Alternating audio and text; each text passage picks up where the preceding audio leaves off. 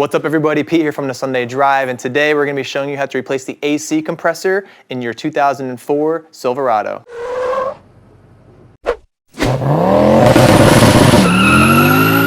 So this is part of a multi-part series where we're replacing most of the AC components in my truck. In fact, we're replacing the AC compressor with a Denso one, a 4 Seasons Drier and accumulator, or Drier/accumulator, a CSF condenser, and some other various components such as these orifice tubes, Schrader valves, new plastic caps, and all new gaskets, seals, O-rings, and anything else we need to seal the system. And obviously, to do this, you're also going to need some AC compressor or refrigerant lubricant. These components are pretty much the bare minimum, at least the Drier accumulator, when you're replacing anything in the system, because once moisture gets in there, it's pretty much no good. So since I had to replace the compressor, and while I'm in there, I'm going to replace the condenser. Just pick one of these up, they're like 20 bucks. And any products that we're using in this video will be linked in the description below, so be sure to check those out if you need to pick these up for yourself. So before we get into it, I just want to show you where everything is located. The condenser is right here. There might be a plastic piece, depending on your vehicle, covering that up. The Drier and accumulator is right here back on the passenger side of the firewall, and the AC compressor is down below this intake. You're going to want to remove the passenger tire and the wheel well liner so that we have a straight shot right in there to the AC compressor. So this will make it a lot easier. It's totally worth it to do that.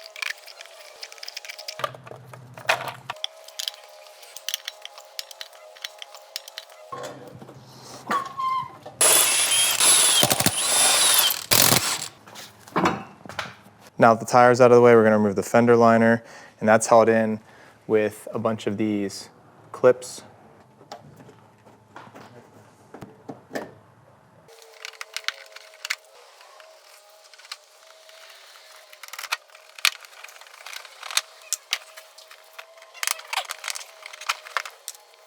And there are these clips on top of the fender liner holding this wire harness. There we go. All right, so here's the AC compressor right by the frame. You can see two of the top bolts right here and right here, and then two lower ones that you can't really see because they're being blocked by this frame.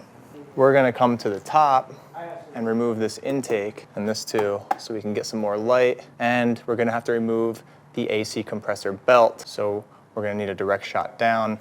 We might even need to remove this fan shroud. So the accumulator dryer is very easy to get to.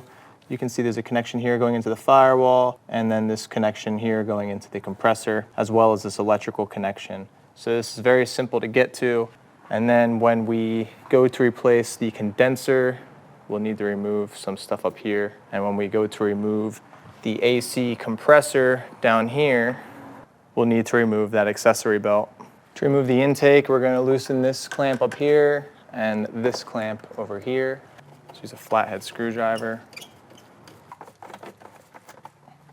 and then you can pull this off of the throttle body. You can actually squeak it right by this engine cover and the fan shroud, like so. Go ahead and pull this off the intake box.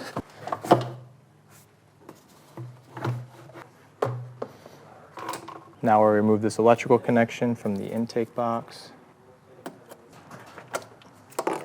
and go ahead and pull the air box out.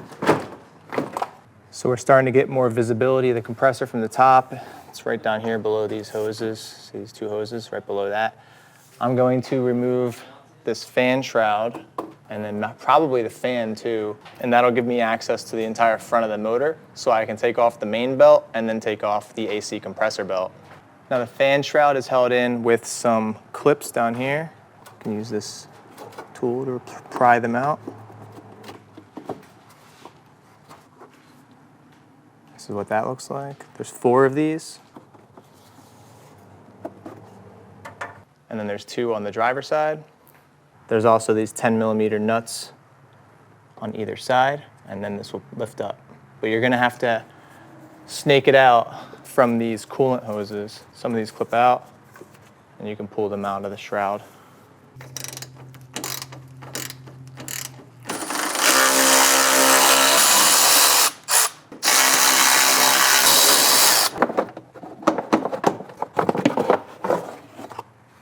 Now I'm gonna pop out the bottom part of the shroud.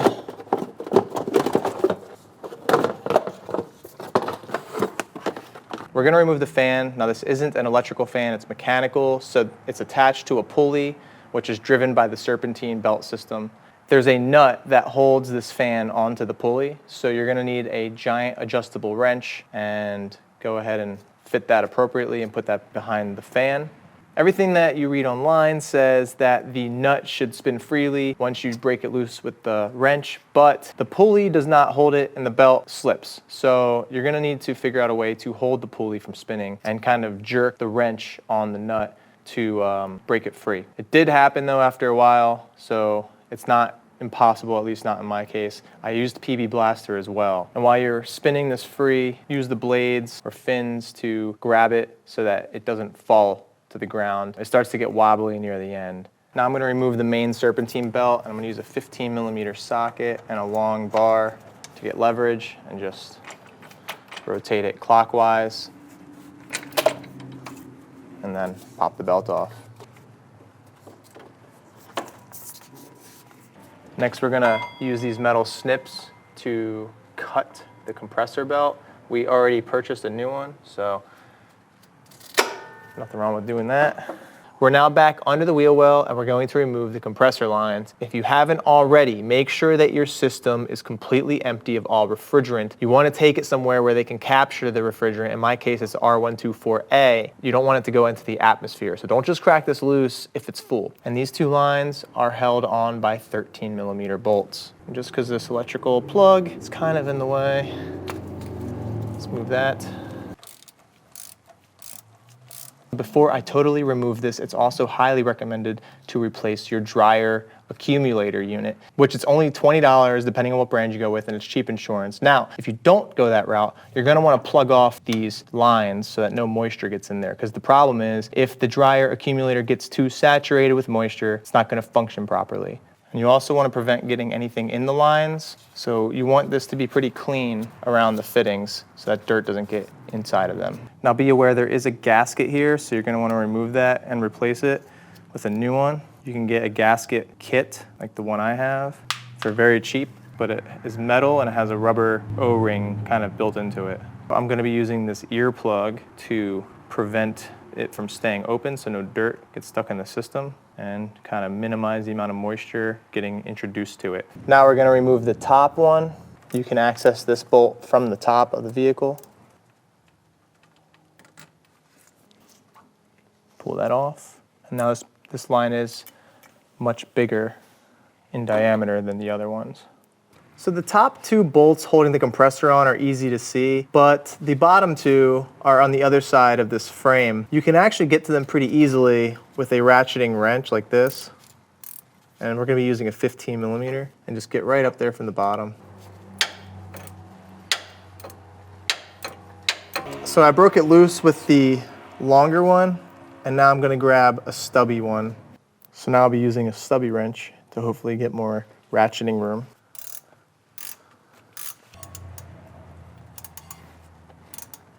So here's the bottom bolt on the front. So it turns out you can actually get to the bottom rear bolt from the top between the exhaust manifold and the frame.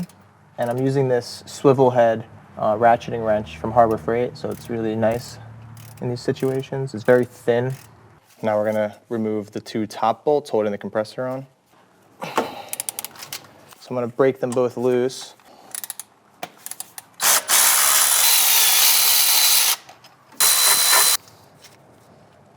And now the compressor is free. Problem is, gotta work with this bottom front bolt, so we'd have to tilt the compressor. Also, the one last thing we need to do is remove this electrical connection on the front, which you can probably see right here. After you remove the electrical connection, the compressor does come free, and I'm thinking it will come out the front.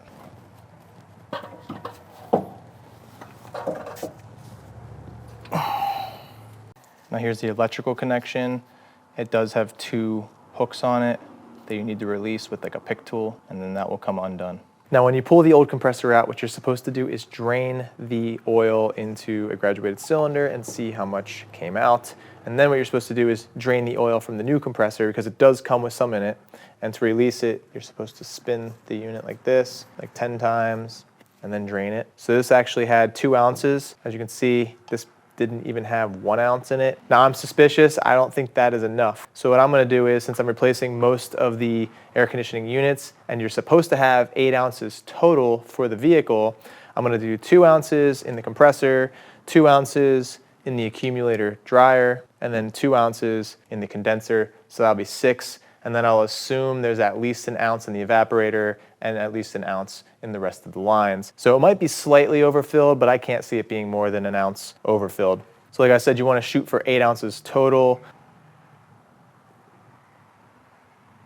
I'm going to throw this back on just to prevent any debris from getting into the compressor. Now make sure you replace all of these washers, gaskets, O-rings that you find, and make sure everything is free of loose debris, so we're good to go. And these seals are included in a kit, which we'll have linked in the description as well. All right, now we can reinstall the compressor. Now, since we had such a difficult time getting this bolt out for the front when it was installed, we're gonna pre-install it like this, and that way we don't have to worry about it getting stuck when we try to install it. Also, one thing about this compressor is that it has an extra plug on the back. Well, depending on which vehicle you have, it might be an extra plug. On mine, it doesn't have this, so you don't need to use it, but it's a superheat sensor. I'm just gonna use this regular electrical plug. If your truck doesn't have this, because they did revise it at some point, don't worry about it.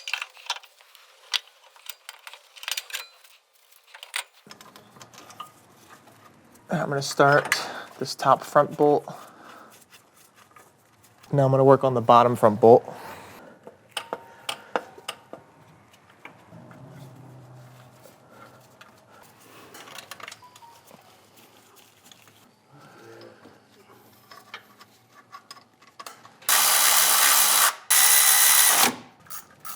I'm actually more productive at home.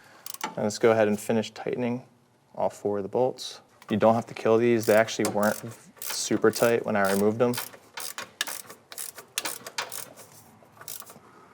Now we're going to install the hoses.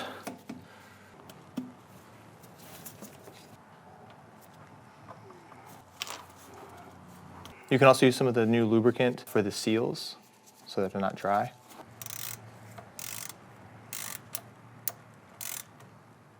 And finally, don't forget to plug in the electrical connection.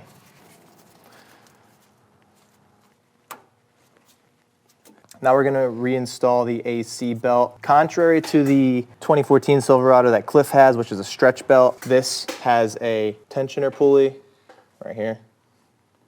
So you don't need any special tools. Just get a 3/8 inch extension and ratchet in there. Route it the back side of the belt over the smooth side of the pulley.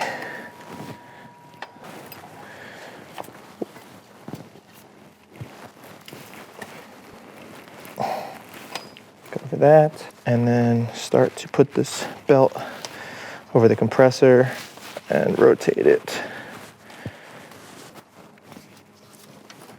Definitely a little bit of a juggling act. So it helps to apply pressure to the tensioner and spin the compressor wheel or pulley, and that'll actually kind of pull the belt on over the grooves. And there you go.